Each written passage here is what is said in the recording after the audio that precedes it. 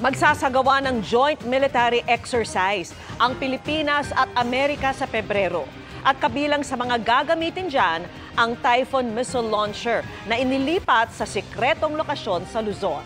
Nakatutok si Chino Gaston.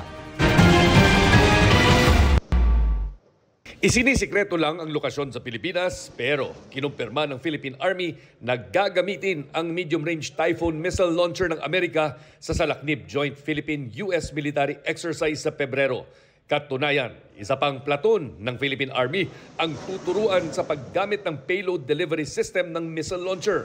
Noong nakarang taon, may isang platoon na ng Army na nagsanay sa paglilipat at pagdideploy nito.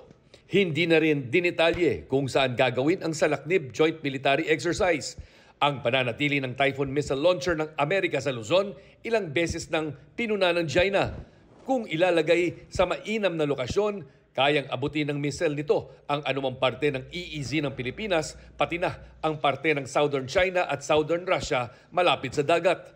Dahil pangalawang platoon na ang magsasanay sa paggamit ng Typhoon, tinanong ang AFP kung balak bang bumili ng Pilipinas ng sandatang matagal nang inaalmahan ng China. It's more of the familiarization of any new advanced weapons system for the armed forces basically.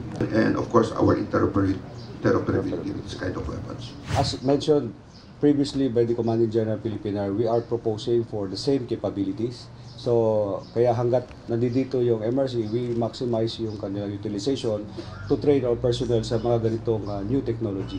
Dati nang sinabi ng AFP na walang karapatan ng sino mang bansa na diktahan ang Pilipinas kung pipiliin itong maglagay ng mga missile sa Luzon para depensahan ang sarili.